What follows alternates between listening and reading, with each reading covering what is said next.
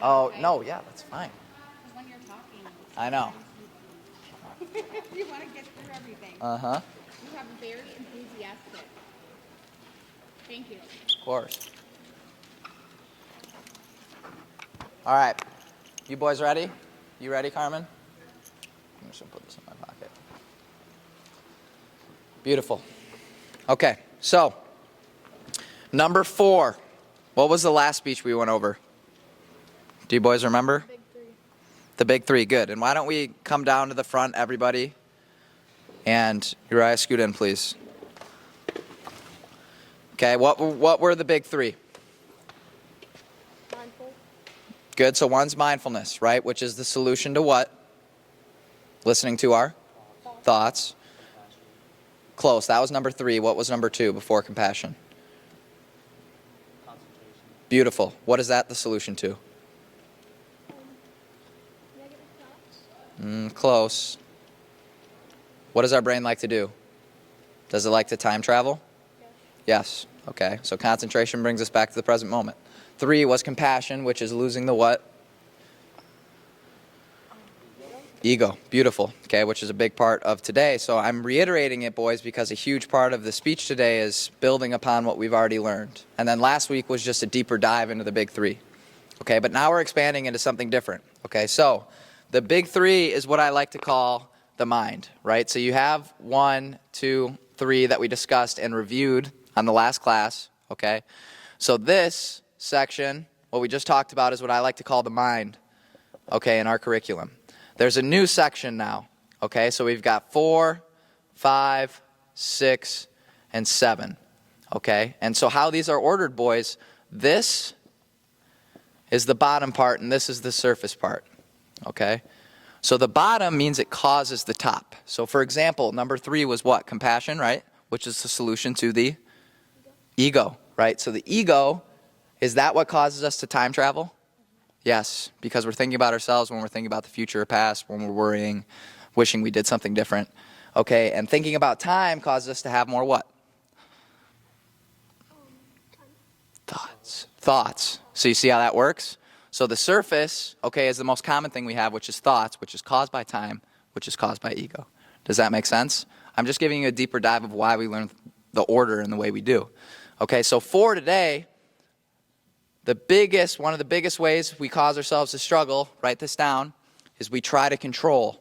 Okay, we try to control. That's the whole point of the speech today. Okay, so that's the surface, and this section is called wisdom. All right, and does anybody remember from speech 1 what wisdom's about? What is intelligence about? It's knowing the W-H-A-T. What, right? That's what intelligence is, knowing what something is. Wisdom is what? Knowing the, starts with an H, H-O-W. The how you actually do something. So how you actually apply it, how you actually live, how you actually mentally train yourself. That's wisdom. Okay, and that's going to be this section of our curriculum. Does that make sense? Cool. So, the solution to trying to control everything, and I saw some people writing it down already, is something called surrender. Okay, so let's write that down. The whole speech is about surrendering. All right, good, beautiful. Okay, but before we talk about that, first I want to explain, so every speech I've broken up, the why and the how. Okay, so the first part of this speech is about why we shouldn't try and control everything. Why do you think it's important I need to teach you that? Why don't I just give you an exercise to do right away? Yes, right? Because think of a goal, right? Say you have a goal for sports, right? That's your why, correct? So you know why you're doing the things you do, why you train for basketball, right? Okay? If someone just gives you a how-to step process or how to do something better, and you don't know why that is, are you going to be motivated to do it? No. So that's why a huge part is learning the why. Does that make sense? So the first part is why, and then I'll teach you the how. Okay, how we actually apply it and change, our habits that we have in our brain right now. Cool? What's the difference? Why do we need to know the why, Braden? Are you going to be motivated to actually do the how? What if you just came into this speech and I just told you what to do? Would you? You wouldn't be as motivated because you don't know what it actually helps with. Make sense? So, second thing we're going to write down is the why of control. The why of control. That's going to be the first section of the speech. So understanding why it's not a good idea to try and control everything. All right? The first two words that I want everybody to write down, and I'm going to use this little pocket of space for my whiteboard today, all right, is one word, resistance, and then the other word, wanting. Okay? So someone tell me what wanting is. Like trying to get something.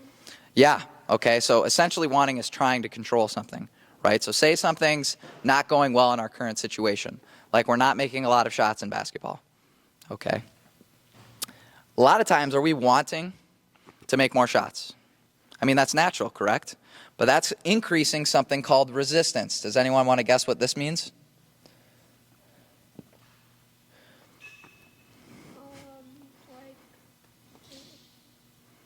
Like trying to raise something up. That's a good guess. What's your guess? You're stopping it from happening.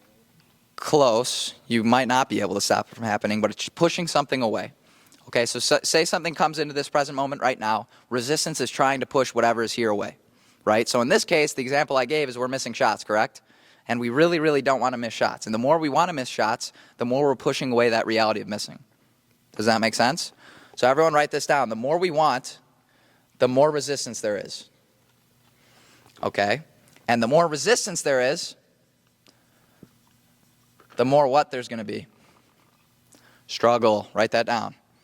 So the more resistance we have, which comes from the wanting, the more struggle there will be. Okay? So what's the opposite of struggle? Not struggling, right? So how do you think we could practice non-struggle in this situation? By not wanting to control as much, by not resisting, right? And that's going to decrease our struggle. Does that make sense? Simplified math of how this maps out? Cool. Okay. So, does everybody have that written down? Now, what do you think causes us to have that wanting of control? Resistance plus wanting. Yes, but what do you think causes that resistance? What was number 3 in our curriculum? Yeah, which was the solution to ego. What's the ego? The more you think about it. Well, yes, it's the thoughts about ourselves, okay? And it's also the thoughts about ourselves and the way we think the world is supposed to be. Write that down. The ego, right, is a collection of the way things we think are supposed to be. Do we all have different beliefs? Do we all see the world differently? Yes. So for example, Cam, let's say you have a buddy and he's playing guitar. You like to play guitar, correct? I want to play Bass. bass. Okay, so say he's playing bass, right? That's probably not something that's going to annoy you, right? Okay, so say I'm trying to work or I'm trying to read. I'm trying to work on building my speech. And I've got a buddy that keeps playing the bass. Is that going to annoy me? In that moment, it might, right? But it's the same situation, but because of my ego, that's what's causing the wanting to control or that resistance. Does that make sense? So that wanting is caused by the ego. What did we just add to our definition of the ego from speech number 3? What did we just say? Yes. So the ego is a collection of how we think about ourselves, correct? Right? Okay, what was the second thing I just added? Wanting is caused by the ego. Yes, you're close. Okay, so we want things to happen how we want them to. Does that make sense? That's what the ego wants. That's why you want in the first place. Okay? So, is it the actual object in your life that is offending you? Okay, or is it the relationship with your object? So do you think it's the actual bass player that's annoying me, Ali? Or is it my ego and the wanting to stop the bass player that's causing the struggle? Yes. Does that make sense? So I need everyone to write this down. Okay, it's not the object that's causing us struggle.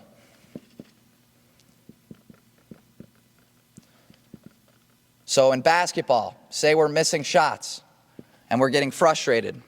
Most people think that it's the missing shots that is frustrating us, correct? That's the object. Or is it the wanting to stop missing? Which one is it, you think, that's causing struggle? The wanting. Okay, it's very important we notice the difference between the two.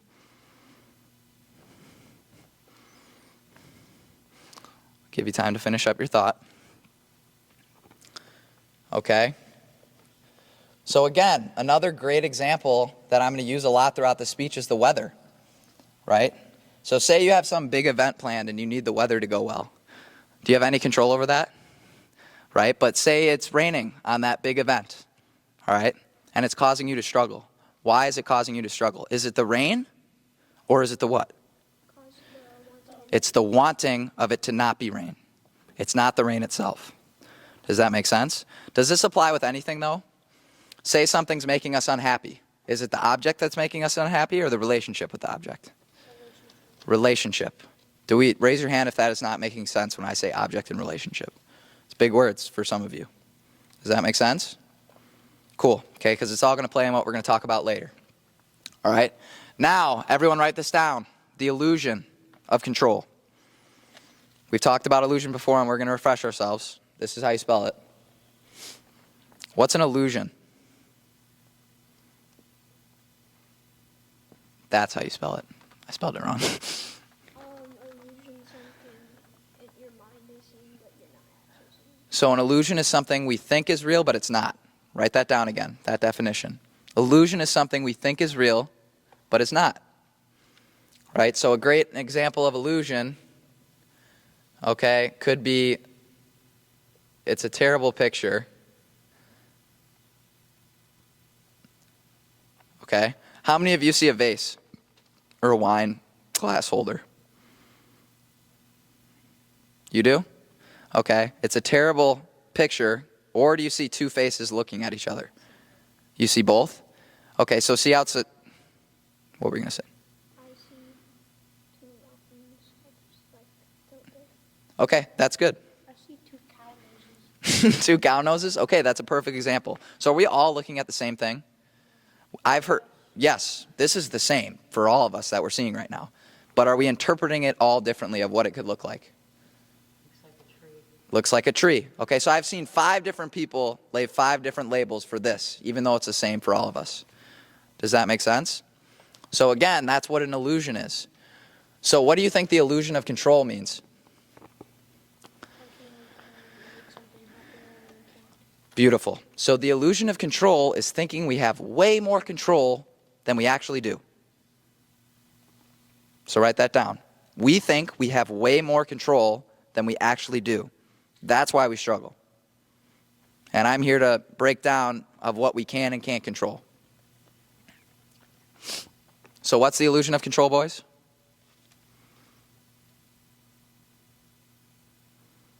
What did I just say it was? We think we have. We think we have way more control than we do.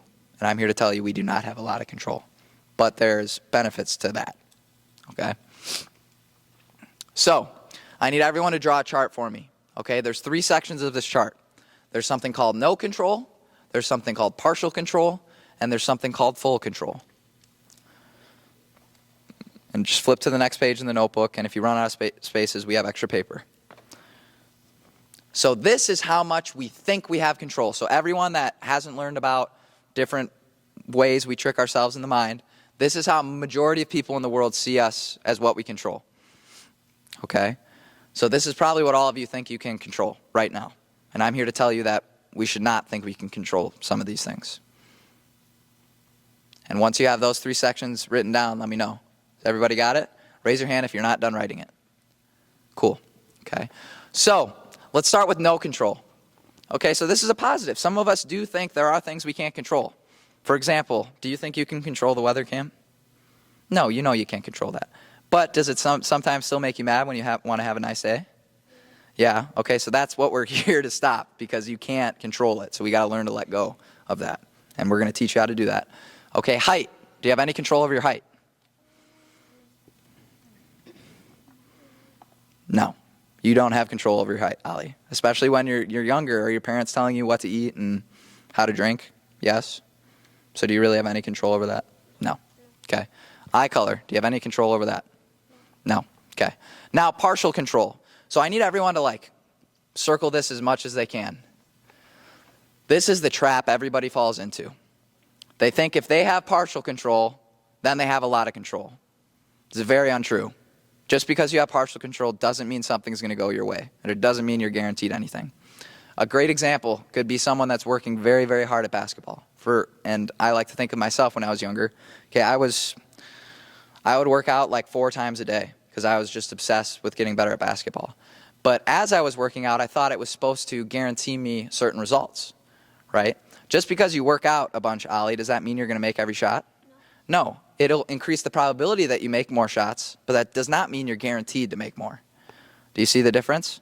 And so people fall into this trap of partial control. They think, oh, if I have partial control, then I should get mad at myself if I'm not controlling it to the best of my ability. But that means if partial control, there's the opposite side where you have no control. Does that make sense? So examples of partial control that we think we have control over, making shots. Write that down as an example. Okay?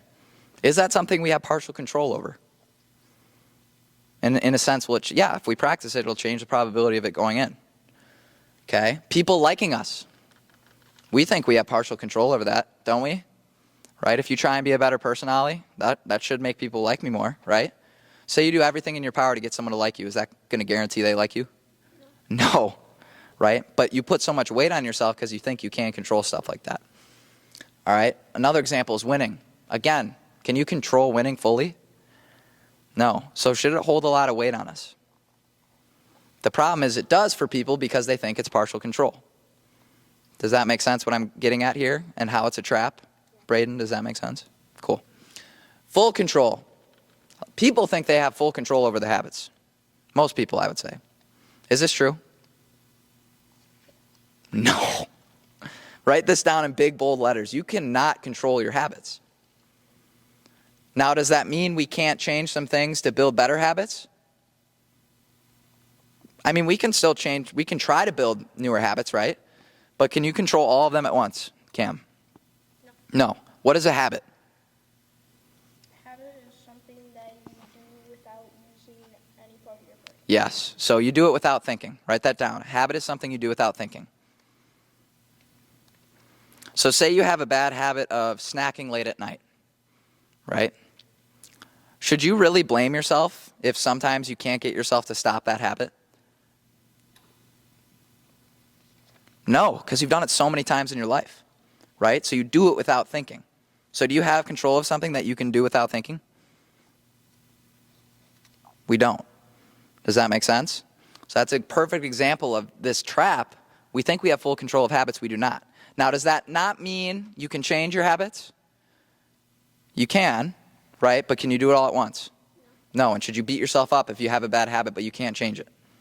No, right? We've talked about this one before, thoughts. Can you control your thoughts? No. You cannot control your thoughts. So should you ever beat yourself up about certain thoughts that you have? No. Does that make sense? So we've talked about this one, of how that's a trap. All right? Others, like actions, okay? Unless you're 100% mindful, like we've learned in speech 1, do you have full control over your actions? No. Because if you're not mindful, you're doing it mindlessly, which means it's a habit, right? So you don't have control over that, actually. But do we still have some control to change that? Yes, but can we do it all at once? You see where I'm going with this speech, kind of? Okay. Attitude, same thing. Unless you're mindful, all right? Can you control your attitude? No. What was the key word that I said there? Unless you're what? Mindful. Beautiful. Same thing with emotions, right? Same concept. If we're not mindful, are we going to fall into that same trap we've been falling into for years and years and years? Yes. Okay. So, now I want everyone to write down this. The one true controllable in life. I hate to tell you, kids, but there's only one thing you can control in life. One single thing. And I consider a controllable something you can fully control. So there's no partial control in it. Are all these examples I gave partial control? Are all those examples I just gave partial control? Yeah. So remember, this is what people think they have control in. So they think they can control these things fully, but does that mean they can? No. So there's only one true controllable in your life. Okay, does anybody want to guess on what it is? Feelings. It's a good guess. What did you say, Brayden? It's on the whiteboard, but I'm still going to give you a high five. Okay, response. Okay, so everyone draw this diagram right here. Okay, it's almost like you're making a sideways T from both directions. All right. So big word, stimulus. What's stimulus mean? Does anyone know? You could replace the word with object, right? So an example, what is the example I've been using with basketball? Normally we want to make more shots when what's happening? We're not. When we're missing, right? So the stimulus could be, say, missing, right? Then there's this little gap of whatever's happening in our life. All right, that gap is where the ultimate power of any human being lies. And I want you to circle that gap for me, like I did here. This is your only power that you have, okay, as a human, is in between the stimulus and response. And like I said, is this possible if we're not mindful? It is not, which is why this is fourth in our curriculum, which is why you have to learn the other things before this happens. All right? Response, right here, only thing you can control. So did everyone write that down? The one true controllable life is response. Yes. Does this make sense how this is where all our power lies? In between that moment of deciding what to do? Yes? Raise your hand if this is confusing. It's okay if it's a little confusing, but do we get the overall concept? It's pretty confusing. Okay, what's your questions, Allie? Like, if you can't control it when you talk and you can't, like when you can control your response, it's like when you talk, say somebody says hi and then you say something back. Yep. Like, is that response? So say, a lot of times, can we talk without thinking? Can we talk without knowing we're talking? Yes. Do you remember what you said 2 hours ago? 2 hours ago? Probably not, because we're not wired to be that mindful. Even I probably don't know what I said 2 hours ago, because I'm not that mindful yet. Okay? Because those are what? They start with an H. When we talk with other humans, they're habits, right? So if mindfulness is not on, do we have any control over the situation? Uriah? No. Does that make sense? Cool. So now we're going to make a new chart of no control and full control.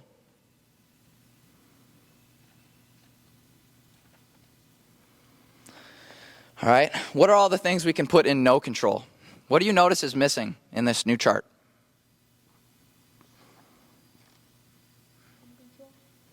Partial control. Yes. Very knuckles. Good job. Okay. Why did I take that out? Because partial control is what? It's a trap, which means it's not any what? Yes, which means there's no control if we have partial control. Does that make sense? Yes, partial control is real, but I want you to get to this point where you think there is no control, because that's how you trap yourself. Does that make sense? So what are all these things we can write down? Can we write down habits in no control? Yes. Can we write thoughts in no control? Yes. Can we write actions in no control? But what turns all of those into a controllable? Mindful. So what do you think our full controllable section is? It's our response, but what's the response that we need? That's part of the equation. Okay? It's something called right effort. So I want everyone to write that down. Okay? What do you think right effort means? Anybody want to guess? So you just said it, one, we have to be what? Mindful, right? So one, it's mindful. And if we're mindful, does that mean we're present? Do we know what's going on? Yes. If you're thinking about the future, but you know you're thinking about the future, are you present? Yeah, you know you are, right? But say we don't know we are, then we're not. Make sense? Okay? What do you have to pair with this mindfulness and presence in right effort? What do you think we need to add to this bad boy? I like to call it intentional best self. So all of us have this vision of, right, the best version of us, who we're supposed to be, the actions we're supposed to take, the ones that are always quote unquote right. Do we always take those quote unquote right actions? No. If we're mindful though, does that allow the possibility to have those make that right decision? Yes. Okay, so when I say intentionally being my best self, if I'm being mindful and I know I can only control my response is to be intentionally the best that I can be. So if I'm getting annoyed at my bass player, do you think yelling at him or doing something out of habit is a good idea? No. I'm going to be here, be mindful that I'm annoyed, right, that my ego is causing the annoyance, and I'm going to figure out the best response that I think is the best version of me at the given time. Is this best self going to change as you grow? Sure is. 2 years ago, if I would have intentionally been my best self, it would have looked a lot different than right now. But that will change as you continue to grow. But as long as you're intentionally your best self and you're mindful, that, my friends, is right effort. So everyone write that down. Right effort equals mindfulness plus intentionally best self. What does it mean to intend to do something? Like, you do it on purpose. You do it on purpose, which means you are mindful. Mindful, right? Let's say I want to punch my hand. Yep. Intended to punch my hand. Exactly. I did it on purpose. So a lot of times, sometimes when we get in arguments or fights with people, do we intend to actually make that person feel bad? A lot of times we don't because we're not mindful in the situation because we're falling into those habits, those thoughts that I was talking about. Does that make sense, boys? Yes? Were we confused at any point, Ollie? Making good sense now? Beautiful. Okay. So, now we're going to go to this section, boys. Okay? So the third section of the speech is something called control tense-ups. And you can put quotations in tense-ups. All right? What do you think these are? Controlled sense, like when you purposely flex all the muscles in your body or something. Okay, so that's a good analogy, flexing all the muscles in our body. So when we're tense, we're tight, correct? Okay? So does this actually mean that your body could be extremely tense when we have control tense-ups? Or is it in the mind? The mind, right? So an example could be, I really wanted the weather to be nice today, but it didn't turn out nice. And I have this tense up in my brain like I'm so annoyed and angered that the weather didn't go my way. That's an example of a control tense up. Say you have a friend that's annoying you and you told them to stop and they're not stopping. That's creating control tense ups, right? When we're getting tight, emotional, that's a control tense up. Does that make sense? A lot of learning how to surrender or stop controlling is catching these control tense ups. Okay, when we really, really wish they were going the other way. Make sense? What's a control tense up, Carter? Yep. So do we start to get tight in the mind, emotional? Yes. Makes sense? So is it hard to think clearly when we're emotional? No. We learned about that in, I can't even remember. It's one of the first 4 speeches we went over. We talked about emotions, right? Thought to emotions. I think it was the last one. You were right, Ali. Okay. So good examples are the weather or what's for dinner. Right? Say your parents make something for dinner you didn't want, right? That's a perfect example of a control tense up. Something you have no control over whatsoever, but your mind tries to tell you that you do. Okay? Fear is a big one. I want everyone to write down fear for sure. Circle it. Okay? Are we tensing up when we're fearful? Yes. What is fear? We talked about this before in a previous speech.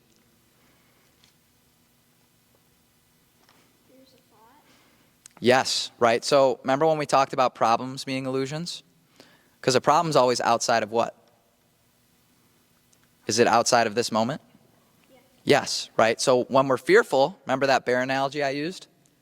Right? If we see a bear and we're scared, is it because the bear's in front of me or is it because I'm scared of what it could do? What it could do, so it's a future thought. Okay, am I telling you not to be scared of a bear if you see it? No, I'm just giving you an example of how we become fearful, right? That's a control tense up because we're trying to control the future. Can you control the future, Braden? No. Okay. Am I saying you should never be fearful? No, I'm just saying that is an example of a control tense up because you're trying to control the situation. You don't want it to be whatever your brain is telling you could happen. Are there questions about that? Cool. Okay. Awesome. Now I need everyone to write down the 3 R's. Whenever these control tense ups happen in our life, we want to apply something called the 3 R's. All right, does everyone write that down? You can use that one right there. We haven't been using these. Use this page. Okay. First one is relax. Okay, write that down. Relax is the first of the 3 R's. All right? When we're relaxed, what type of emotion are we?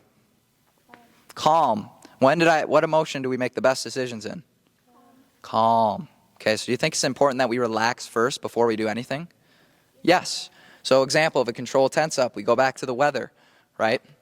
I had a birthday party planned today outside. All the activities were outside and it rained all day, right? Are our thoughts, when we're in an emotional state, going to probably suck us into less mindfulness? Is it going to trick us? Yes. When are we less tricked by our thoughts?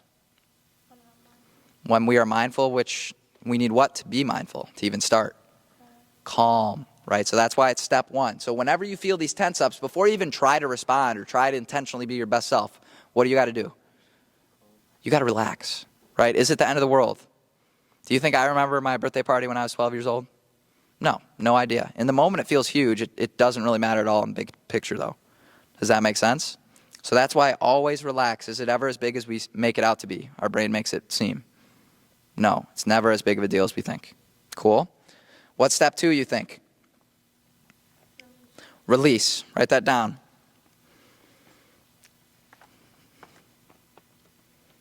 Okay? How does one actually release though? It's pretty hard. People tell you to let go all the time. How do we do it? What was number 2 in our curriculum? Well, that's step 1. You're correct. You do need to be concentrated, which what caused us to make concentration a solution in our curriculum? We do what? We're never where? We're never in the now. What's the only thing that's real?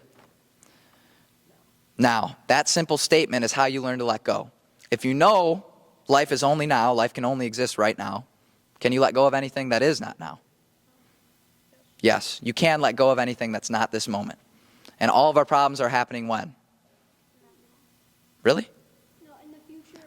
In the future or past, right? We're thinking about the past, how things could have been different, or we're thinking about the future of what could happen, right? That's where problems lie.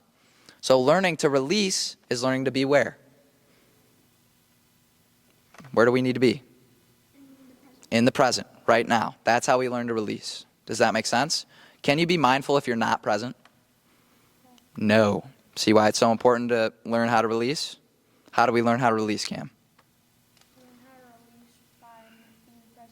Yep, because can you drop all the bags and thoughts you have about anything outside this moment? Yes, if you're in a situation with a problem. Make sense? Cool. And then the last one is repeat. It's kind of a simple formula when we have control tense ups. So what's step 1? Relax. Okay, if I point on another kid, let him answer. What's step 2? Release. Whoa. Repeat. Yes, you were right. Release, repeat. Relax, release, repeat. Okay? So whenever we get in these tensed up emotions, like we want something to be different, is it very normal to have this wanting, boys? Yes. Am I telling you it's always bad? No. But I am telling you you overwant right now, and that's what's causing you to struggle. Cool? So if we have that moment of, I'm sure all of you at some point today are going to have a control tense up. You wanted something to go your way, but it's not going to. Okay? What are the 3 steps we can take? Relax, release, repeat.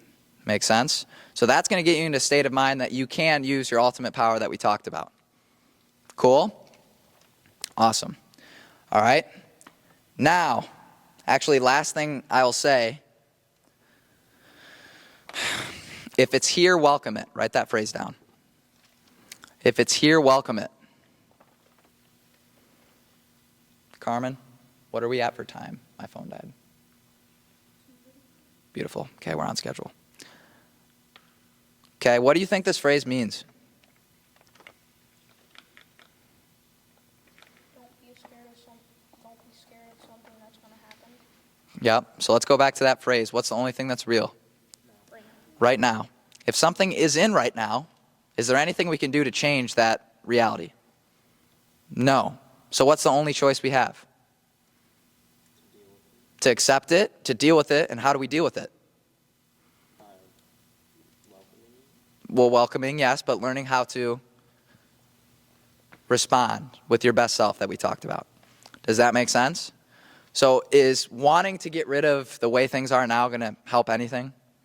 No, it's about learning how to want now, not getting rid of it. Make sense? Let's write, actually everyone write that down. It's about learning how to want now, not learning how to get rid of it.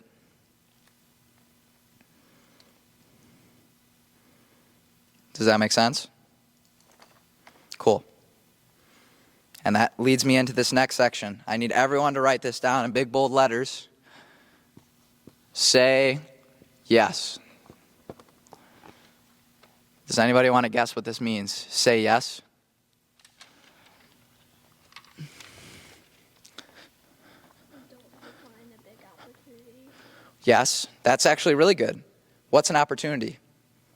Are there moments in life that don't have opportunities? No. Every single little moment in your life is an opportunity. Why?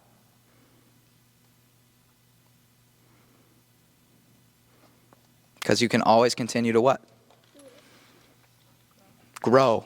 Remember when we talked about growth potential? What's growth potential, Uriah? Where does it lie? Wait, no. Where do we got to be to grow? So the more we're in the now, the more we're going to grow, correct? So are there always an infinite amount of ways that we can reinvent ourselves or start over? Yes, right? Because right now is the only moment that's real, correct, Cam? So we can start over at any given moment. Do we have to wait for the calendar year to make our New Year's resolution, Uriah? What about tomorrow to finally be a better person? No. You can do it at any single moment with this present moment. Make sense?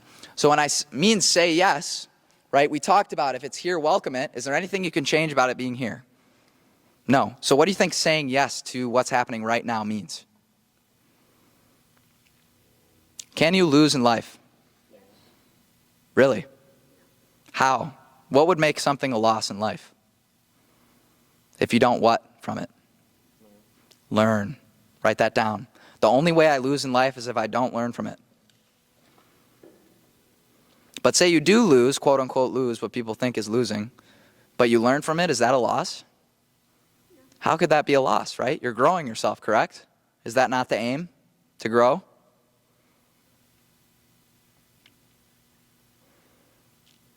So what do you think saying yes means after hearing that phrase?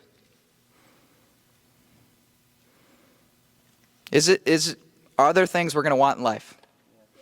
But say it doesn't go the way we want, right? Can we still take a ton of things away from that?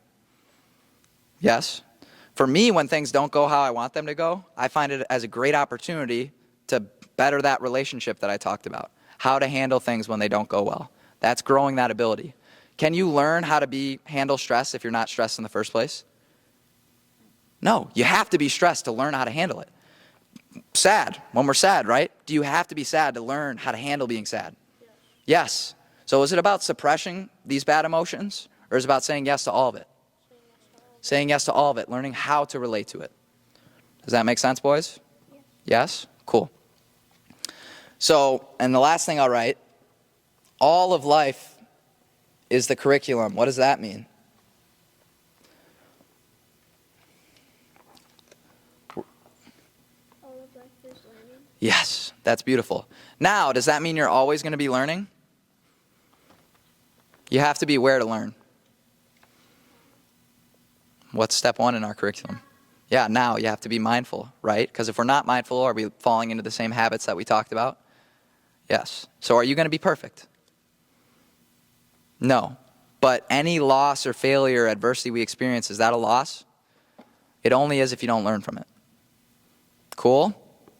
Awesome. Now, the last thing I want you to write down is freedom. Write that word down, freedom.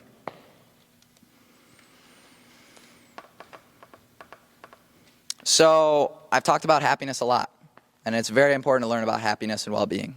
Why? If we're a happy person, are we going to be a lot better at everything else we do? Yes. Right? So say we have basketball players, same skills, same height, same genetics. One's a happy person, one's a sad person. Which one's going to be a better player? The happy. They will always perform better. Right? So if you focus on your well-being and happiness, does that make everything you want to be successful better? Yes. What if I told you there's a step above happiness? What do you think that is? Good guess. Freedom. So that's why I had you write that word down. How do you think freedom could be a step above happiness? Happiness, you're happy with what you have, freedom, Because you can be more happy with freedom. So if we're free, do we need anything to happen to be happy? No. Right? So if you're a happy person, but you need certain things in your life to be happy, are those conditions to be happy? Yes. But freedom would be you don't need any conditions to be happy. Right? Is that going to take a long time to learn how to do? Very long, lifelong. I'm not even close to that point. But I thought it was important. I taught you that there is a step above happiness. It's being able to work with whatever you have at any given moment. Make sense? So you're obviously not going to learn how to be truly free for a while if you continue to mentally train yourself. Okay, but can we continually get better at it? Yes. Can we be free of certain things? Yes. Okay? It just is, it's slowly gnawing away at those things you've done your whole life. It's not going to happen all at once. Okay? A good example for me, I used to be really caught up in what people thought about me until I started doing this business because I post a lot on social media. Okay, that was great for me because it taught me true freedom and not worrying about others' opinions because I put it out there and I was like, I don't care what anyone else thinks. I know my true intentions, so I'm not going to worry about it. Right? That's an example of freedom. Do I have a condition for what others think of me for me to be happy? No. So in that specific category, I am free. But there's still a ton of other things that I'm working on and that you'll work on throughout the course of this class and also your life. Make sense? Yeah. Cool. Finally, the last section, the how. Okay? The how. So we just went through the why. Is the why always going to be bigger than the how? Yeah, because I can tell you in 10 minutes how to do a certain mental training exercise. But I have to explain the why so you're motivated to do it. Make sense? Cool. So the how, what's the solution to wanting to control everything? Surrender. Write that word down. Does anybody want to guess what this means? surrender. That is the word, yes. What do you think it means? Surrender is A lot of people think surrender is what? giving up on its It's not giving up. A lot of people think it is. So everyone write down an X by giving up. It is not that.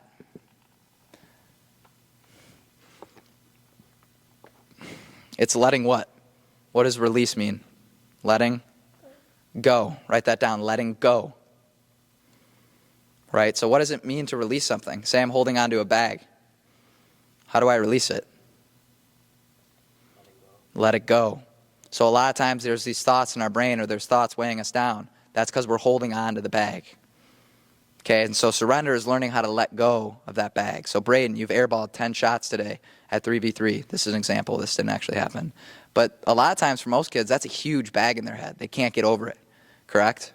But if the experience already happened, what's the only thing that's real? This moment. This moment. So if you know that, can you drop that bag immediately? Because now is all that's real. Does that make sense? So the key to learning to let go is the present moment. Okay? So what's the difference between surrender giving up and surrender letting go? Which one is which? Which one do we not want? Giving up. That is not surrender. Surrender is letting go. So in the notebook we have, and the one all of you have, unless you're Ollie and Cam and have taken so many notes at these classes, which is good. There's surrender to results. So there's a section called even if. Right? So you make your goals that close the gate. Right? You have your aim. So it's to make it to the NBA or to go D1, correct? Okay. What is the even if section for? Do you remember what that section is of the notebook? Even if you don't accomplish the goal, there's still all the things you're going to learn. What do you think that activity is working on? Surrender. If we don't worry about the result, what is all our attention going to be on? The process or the goal? All the focus will be on the process if we're not worried about the goal. If we're not worried about the goal, all the focus should be on the process, correct? What player is going to grow? Someone that has half of their thoughts around their goal and half of it on the process? Or someone who set an aim, forgot about it, and now is just focused on the process? Who's going to grow faster? The person that is completely focused on the process, and you do that by surrendering to results. So write that down. Surrender to results.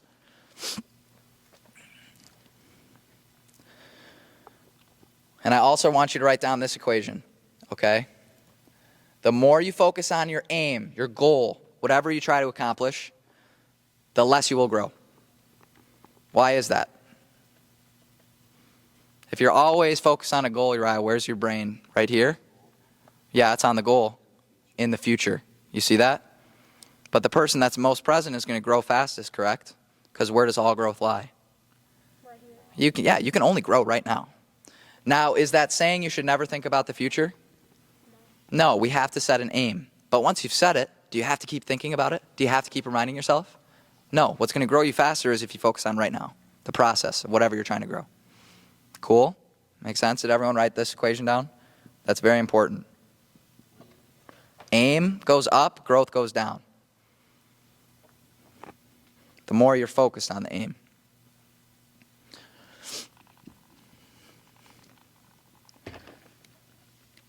Okay? So, the first thing we're going to do today is I want everyone to reflect. I'm going to give you a minute on your day today and think of as many control tense-ups as you can. You've had to have some. It might take 30 seconds to think about it. But all of you today tried to control something and it didn't go your way and it bothered you. I want you to write it down. Does that make sense? I'll give you 1 minute. Think long and hard about your day today. Because I'm going to ask you for examples. So don't think I won't call on you. Carmen, what do we have for time? What? 10 minutes. 10 minutes, got it. Okay. Cam. So I don't really know how to write it down, but in 3v3, I caught the ball and then James went in and it was a jump ball and the team blue got it and I wish I could have controlled it, but I couldn't. Yes. So was it bothering you that you didn't get that jump ball? That's a perfect example of a control tense-up. Okay, good. Because I just Yep. holding on to it and then it was blue ball. So what are we saying the solution to that would be? Is it okay that you had that wanting? What can we implement? The three what? The 3 dimensions of Close. The 3 R's. Today. Right? So that happens, right? You have your control tense-up. You're mad you didn't get that jump ball. What's the first thing you should do? Relax. Realize it's not that big of a deal, right? It's very, very small in the grand scheme of things, correct? Second would be to what? release Which means you're where? right now. Here, then repeat it. It's that simple. Okay? It's simple to talk about letting go. Practicing it is hard. Okay? Why do you think I want to have you write down your daily tense-ups? So you could look back on them. Yep. Do we want to have daily tense-ups? We sure do, because how are we going to get better at them if we don't practice them? Does that make sense? So say you write down 10 daily tense-ups one day. Should you feel bad? No, you should look at that thing and this is gold. Like I have so many opportunities here to work on my surrender and not controlling. Make sense? So at the end of every day, to the best of your ability, this is something you will bring back and show me. Because I want to see everyone's notebooks to prove to me they're doing their mental training activities. Raise your hand if you've been doing them decently, consistently. Sometimes I haven't been doing myself. Like every other day, are you saying sometimes? Or Like, I feel like sometimes I forget like 2 days, but then I do it like, okay, so the longest you go is like 2 days without doing them? yeah. Okay. I'm going to challenge everyone, never go longer than a day without doing it. Okay? What were you going to say? I was raising my hand because I've been like out consistently. Okay, that's good. Okay, so why is it very important to do small consistently every day? There's something called what? It starts with an M. Motivation. Close. Momentum. Right? So if we do it small and consistently, is that going to push what the activities are trying to build in your brain to actually work in daily life? Yes or no? Yes. The reason we do them in the morning is so hopefully what you're practicing in your brain in that morning will transfer to everyday life. So like mindfulness. Say you're getting all caught up, emotional and angry, right? Is it likely we're being very mindful? We're not saying it's bad that you're having those, but likely you're not very mindful. So your activity, if you didn't do it that day, is not transferring over because it doesn't have that momentum of doing it consistently. Okay? I don't care if you do it for a minute versus 5 minutes. Doing it every day is way more important than the length because that builds that momentum. If you miss... Yes, exactly. Another good example could be break the chain. Okay, so Jerry Seinfeld, raise your hand if you don't know who that is. Seinfeld? You ever heard of the show Seinfeld? I've seen it. Okay, that's a comedian named Jerry Seinfeld. Okay, he's pretty famous for what he does. How he got himself to become a good comedian, he did something called never break the chain. So on a calendar, every day he had to do something, which was write jokes. He wrote an X on the calendar. So never breaking the chain is doing that every single day as you mark the calendar off. Am I saying it's okay to miss a day or two every once in a while? Yeah, do I expect you to be perfect? No, but I'm telling you, doing it every day is what's going to give you the benefits. Being spotty will not. Cool? Cool. And can I make you do these? No, I can only give them to you. It's up to you if you use them. Right? Cool. So we have writing down daily tense-ups.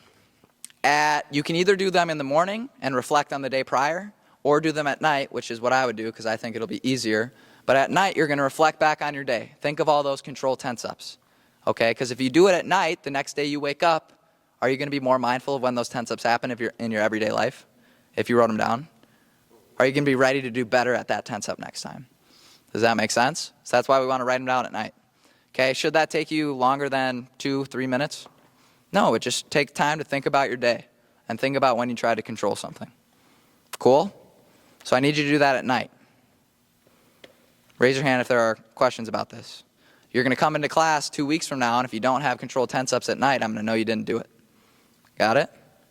So I might make you put basketball shoes on and make you run if you didn't do it. Okay? Now, our actual mental training activity today. Everyone write this down. Negative visualization. So have you heard about visualization before?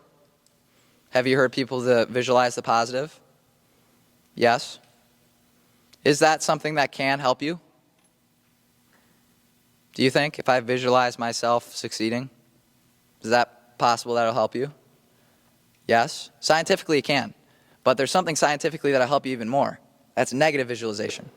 Why would we ever want to visualize something going wrong? So we can make it right. Yes, correct. We can make it right. So how would you make it right? By trying to not reflect on it. Close. Okay, so what have I used the brain as an analogy for? What's pretty new now? Video games. You put a what on? VR, virtual reality, right? Is your brain a working system of something you could simulate at any given moment? Can you visualize anything you want at any given moment? Yes. Use that to your advantage. Can you practice learning how to respond through your brain and simulating what could go wrong? Yeah, that's what negative visualization is. So an example, say I put all this work in to be a really good three-point shooter, and then I visualize myself missing three-point shots, okay? What is the focal point of that? Is that trying to get you to miss more shots? No, because in the visualization, what are you going to practice? No, not making them. What's the R word, the only controllable we have? Response. So in your brain, as you're having these negative visualizations, whatever it may be, you're focused on how you're responding to that. So an example for me, Braden, say I visualize myself airballing 10 straight times. Every time I airball, I'm focused on how I respond, and I'm not going to let it affect me. Does that make sense how that works? Yes? So you can either do it about basketball or something else you're passionate about, so it could be guitar, okay? But I want you to do a negative visualization. Seems counterintuitive, but is it focused on what we're doing wrong or what's going wrong, or is it how you respond in the visualization? How you respond. That's what we're trying to build. So you literally can practice with your brain without having to have it happen in real life. Isn't that kind of cool? Yes? Are there questions on how this mental training activity is going to work? No? Okay, cool. So I want everyone to write down their notebook. Negative visualization 1. You're going to do it today. I want everyone to think of, it can be whatever they're passionate about. Okay, so right now, all of you are in a basketball camp. You can do that if you want. But write down a little summary of what the visualization is going to be. Say Braden's practicing shooting. All right? And he's going to be visualizing himself missing shots. But are we focused on the missing shots, Braden, or are we focused on what? How we respond in that visualization in our brain. So I want everyone to write a little summary of what their visualization is going to be about. Have some fun with it. You can make your own virtual reality in your brain. That's pretty cool. Okay? So make a summary of an event right now on your notebook. Everyone should have something written down before we start. Okay, of what you're going to visualize. It could be dribbling in a basketball game. It could be shooting. It could be playing guitar in front of people. Right? Bass, sorry. It doesn't have to be about basketball. But you are at a basketball camp, which is why I'm using those examples. Raise your hand if you do not have a event in your brain that you're going to simulate. Everybody got something? Okay, we're going to go for 2 minutes. Okay, 2 minutes, you are visualizing whatever you wrote down, okay, that isn't going your way, and you're practicing that response internally. Does that make sense? Is the focal point about we're actually trying to visualize myself missing so I miss in a game? No, you're all focused about your response in your brain. Make sense? So example, I'm doing my routine. We do our routine. What's our routine? Cam? Get comfortable. Our head and spine are straight. Okay, my hands are on my lap. Am I moving throughout it? No, I'm staying still, right? Because when the body slows down, I'm calm. You take 3 deep breaths, and then you're going to go. Are there questions on this, boys? Does everybody got everything figured out? So let's put your paper down, your pencil down. Okay, you got 2 minutes. Cam's already starting, so once you get ready, go.